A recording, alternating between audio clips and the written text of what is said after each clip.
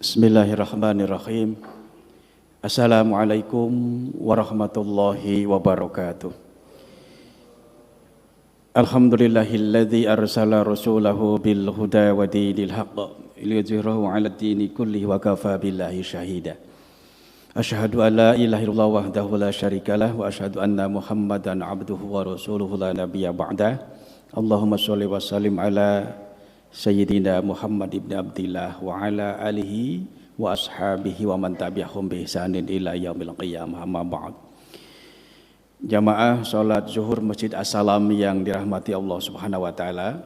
Puji syukur kita panjatkan kehadirat Allah Subhanahu wa taala atas segala rahmat, taufik, hidayah, inayah dan berbagai nikmah yang Allah limpahkan kepada kita semua. Mudah-mudahan kita termasuk hamba-Nya yang bersyukur serta istiqomah dalam keimanan takwaan kepadanya. Salawat dan salam semoga Allah curahkan kehariban Nabi Muhammad SAW, keluarga, para sahabat dan para pengikutnya yang konsisten melaksanakan sunnah-sunnahnya. Bapak Ibu yang saya hormati, melanjutkan kajian kita setiap ba'da zuhur di hari Rabu tentang ibadah keseharian kita yang mungkin ada dibahas dalam kitab-kitab fikih. Ada doa yang sering diungkapkan oleh imam atau oleh sebagian masyarakat muslim. Doa itu pendek tapi menurut saya cukup padat isinya. Doanya itu Allahumma barik lana fi rojaba wa sya'bana wa balighna ramadhana. Doa ini dari hadis yang diriwayatkan oleh Imam Ahmad, walaupun kemudian terjadi perbedaan pendapat di kalangan para pensyarah hadis atau para pengkritik hadis, ada yang mungkin ini hadisnya lemah atau apa, tapi paling tidak ini bukan hadis tentang hukum tapi tentang doa. Allahumma barik lana fi rojaba wa sya'bana. Ya Allah, anugerahkan keberkahan kepada kami. Yang dimaksud keberkahan di sini meliputi seluruh aspek kehidupan, termasuk di dalamnya adalah usia, umur gitu. Jadi berkahilah umur kami di bulan Rajab dan bulan Sya'ban dan juga rezeki dan seterusnya. Kemudian kalimat berikutnya wa balighna Ramadan, di bulan Ramadan. Jadi ada 3 bulan yang kemudian terucap dalam doa ini. Ada bulan Rajab, ada bulan Sya'ban, ada bulan Ramadan. Dan di 3 bulan ini Rasul menyebut istilah, dalam riwayat lain menyebutkan bulan Rajab adalah bulan Allah. Kalau kita lihat di dalam surat At-Taubah ayat ke-36, Allah berfirman bahwa ketika penciptaan langit dan bumi, Allah sudah menetapkan hitungan tahun, hitungan bulan dalam setahun itu 12 bulan. Nah, kemudian Rasul menjelaskan makna ayat ini, 12 bulan. Kemudian Allah menyebut di antara 12 bulan ada 4 bulan yang disucikan. Jadi Syahrul Hurum, bulan yang disucikan. Nah, salah satunya adalah bulan Rajab. Ada apa dengan Rajab? Kalau kita lihat ada peristiwa Isra wal Mi'raj di mana diperintahkan sholat 5 waktu. Yang kedua, Rasul menyebut kalimat bulan Sya'ban. Barik lana berkahi bulan Rajab dan bulan Sya'ban. Ada apa di Sya'ban ini? Kata Rasul, Sya'ban itu ada satu waktu yang seluruh amal kita dalam setahun diangkat oleh para malaikat, dilaporkan kepada Allah. Bahasa kitanya laporan tahunan lah. Kita di Indonesia kan ada SPT ini, para pegawai negeri ini biasanya kan ada SPT tahunan. Nah, SPT tahunan kita, laporan tahunan kita, amal kita, manusia seluruhnya itu dilaporkan pada bulan ini, persisnya pada tanggal 15 Sya'ban. Ada beberapa hadis yang kemudian disebutkan. Yang ketiga tadi bulan Ramadan. Ada apa di bulan Ramadan? Ada satu malam yang kalau kita beribadah malam itu, maka nilai pahala ibadah kita lebih baik dari 1000 bulan. Itu dikenal dengan Lailatul Qadar. Kita Rajab sudah lewat, sekarang kita Sya'ban. Nanti ada Ramadan sedikit. Rasulullah pernah ditanya oleh salah seorang sahabat yang dulu pernah menjadi panglima perang di zaman Rasulullah, namanya Usamah bin Zaid. Kata Usamah, aku bertanya kepada Rasulullah, ya Rasul, aku melihat engkau ini puasa terus nih di bulan Sya'ban ini, dibanding dengan bulan-bulan lain, kecuali Ramadan. Karena Ramadan kan full 1 bulan. Kemudian apa kata Rasulullah? Qala Rasulullah SAW, Rasul menjawab, dzalika syahrun yaghfulun nas.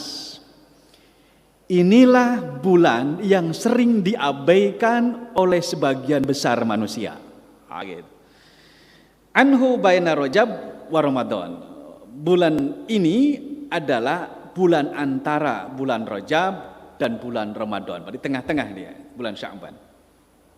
Kemudian kata Rasulullah, bahwa sya'run turfa'u fihil a'malu ila rabbil alamin. Bulan ini, kata Rasulullah, diangkat amal-amal manusia kepada Allah, Tuhan pencipta alam semesta ini. Jadi diangkat.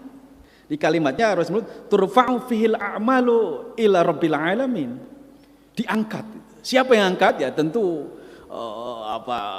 para malaikat pencatat amal ini. Jadi dalam setahun sekali, setiap bulan Sya'ban, amal kita, amal sholat, amal puasa, amal haji, amal kebaikan, amal keburukan dilaporkan kepada Allah. Gitu. Fa'uhibbu ayyurfa amali, dan aku senang, aku amat sangat senang, kata Rasulullah, apabila amalku itu diangkat, wa ana shaimun, aku dalam keadaan berpuasa.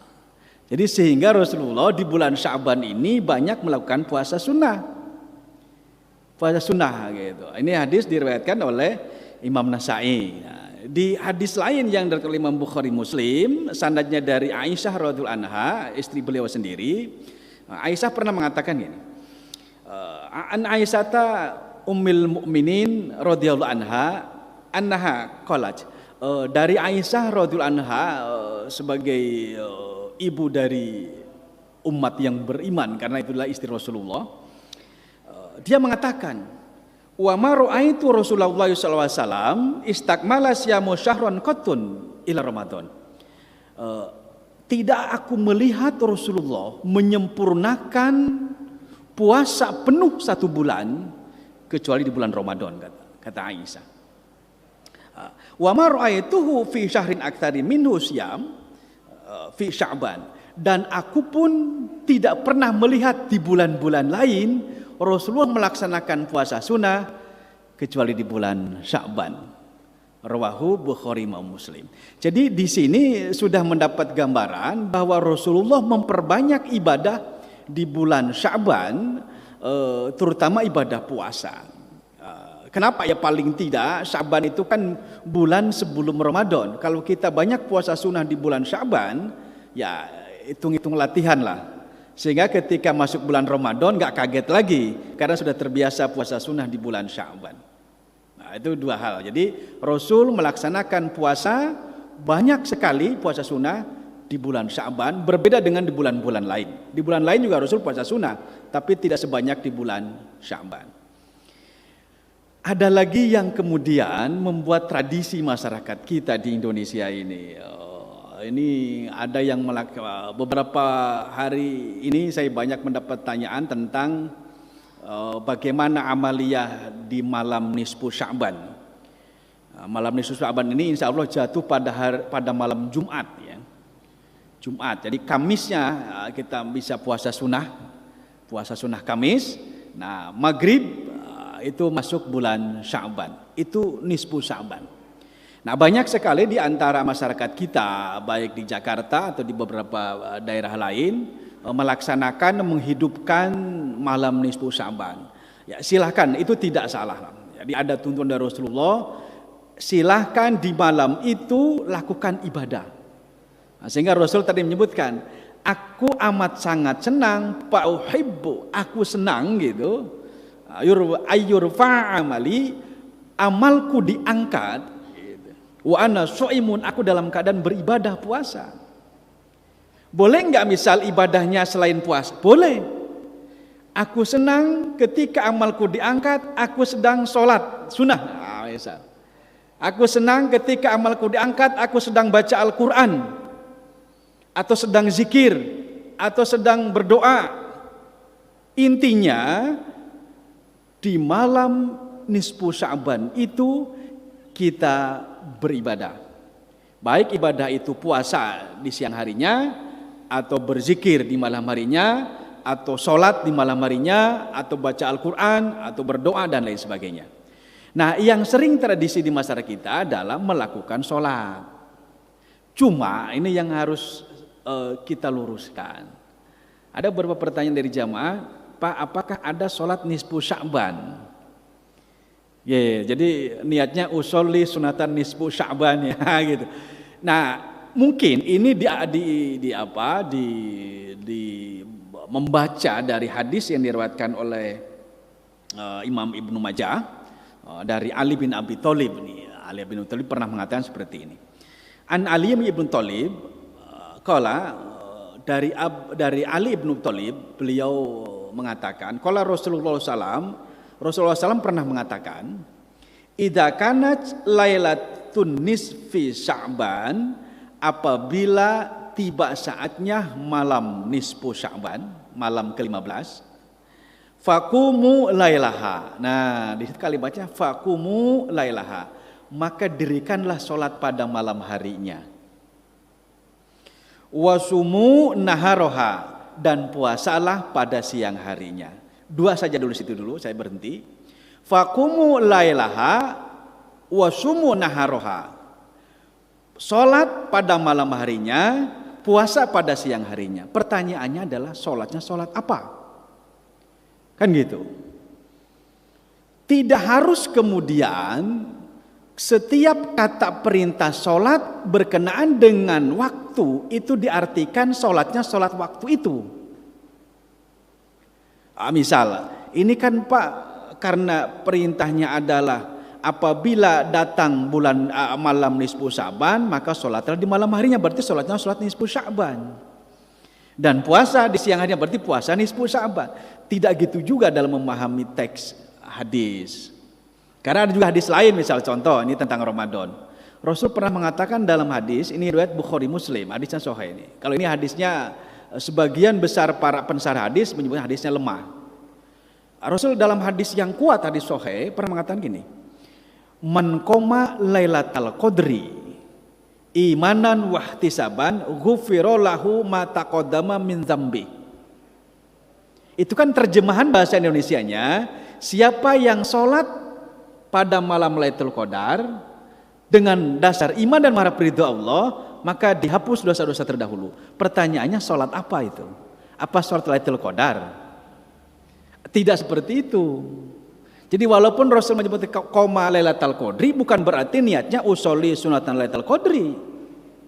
Karena Lailatul Qadar itu rahasia. Terus sholat apa? Ya sholat yang selalu dicontohkan oleh Rasulullah.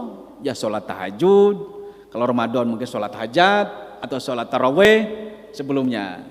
Nah, sekarang kembali kepada nisfu Sya'ban. Apabila datang malam nisfu Sya'ban, faqumu lailaha, maka dirikanlah sholat pada malam harinya. Sholat apa? Nah, di sini ada berbagai macam tafsiran. Ada sebagian ulama-ulama menganjurkan sholat sunnah tasbih, yaitu waktunya begitu selesai sholat maghrib menjelang sholat isya diisi dengan sholat tasbih. Itu 4 rakaat. Kalau itu ada dasar hukumnya. Pernah Rasulullah menyampaikan kepada pamannya namanya Abbas, paman Abbas, maukah pamanku aku berikan hadiah?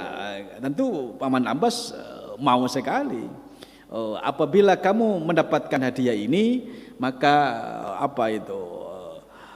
yaitu sholat 4 rakaat. Setiap gerakan itu baca subhanallah, alhamdulillah, la ilaha illallah akbar. Ketika berdiri setelah baca Fatihah, baca surat, itu baca 15 kali.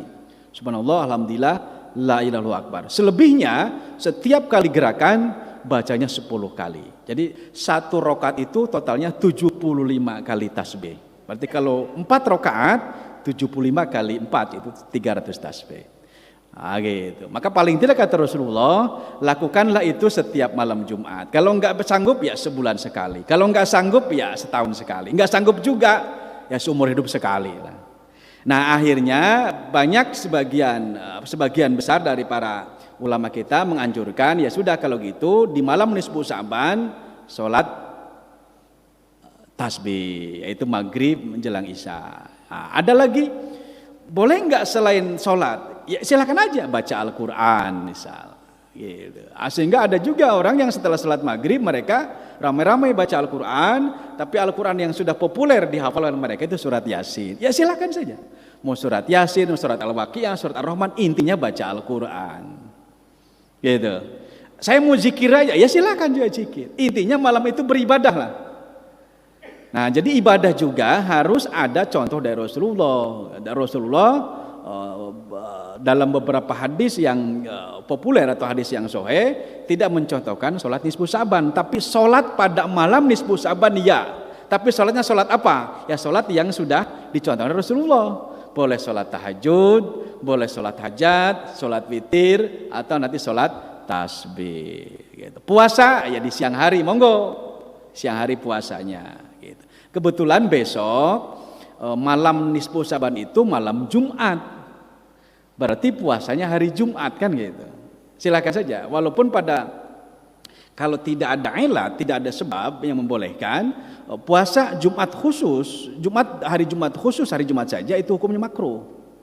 Harus digabung dengan Kamis gitu. Nah, karena besok itu Kamis Jumat, ya sebaiknya Kamis juga puasa hari Kamis, dan Jumatnya juga puasa. Itu akan lebih baik. Karena Rasul mengatakan, fa'uhibbu, aku amat sangat senang gitu. Aku amat sangat bahagia ayyurfa, amalku diangkat kepada Allah, fa ana shaimun, aku dalam keadaan berpuasa. Hadis ini kemudian berlanjut, fa anallaha yunzilu fiha li ghurubi syamsi. Allah turun ketika matahari tenggelam di hari itu, nisfu Sya'ban. Ila samai dunya, ke langit dunia. Kemudian Allah juga mengatakan, siapa yang malam itu meminta ampun atas segala dosa-dosanya, ala min mustaghfirin li faghfir lahu. Siapa yang meminta ampun atas segala dosa-dosa yang setahun lalu dilakukannya, maka akan aku hapus dosanya itu. Wa ala mustarziqun farazaqahu. Dan siapa yang meminta rezeki saat itu, maka akan aku anugerahkan rezeki itu. Jadi mintalah pada itu. Wala mubtali fa'afiyahu, dan siapa yang diberikan musibah atau mungkin sakit atau itu bencana atau itu masalah bencana musibah yang dideritanya, aku akan angkat, aku akan sembuhkan sakitnya, aku akan hilangkan musibah-musibahnya. Ala kada ya silahkanlah yang macam-macam itu minta kepada Allah pada malam itu sampai hatta yutla'ul fajr, sampai terbit fajar. Jadi nisfu Sya'ban itu mulai dari maghrib sampai subuh. Kalau Lailatul Qadar mulai dari setelah isya sampai subuh. Nah, jadi ada 3 bulan yang di dalamnya juga ada peristiwa-peristiwa yang sangat penting dalam Islam. Bulan Rajab ada peristiwa Isra wal Mi'raj yang menggegerkan saat itu. Di bulan Sya'ban amal-amal kita diangkat setiap tahun sekali, yaitu pada pertengahan bulan Sya'ban yang sering dikenal dengan istilah nisfu Sya'ban. Dan di bulan Ramadan ada Lailatul Qadar yang kalau kita mendapatkannya dan kita beribadah pada malam itu, amal kita mendapat pahala lebih baik daripada 1000 bulan. Wallahu a'lam bishawab. Baik, demikian sebelum ditutup mungkin ada yang ingin dikonfirmasi atau ingin ditanyakan, monggo, ada waktu sekitar 2 atau 3 menit. Kalau ada ya. Baik, saya pikir cukup. Mari kita tutup sama-sama dengan ucapan hamdalah. Alhamdulillahirabbil alamin. Terima kasih atas perhatiannya. Mohon maaf lahir batin. Walafu minkum wabillahi taufiq wal hidayah. Assalamualaikum warahmatullahi wabarakatuh.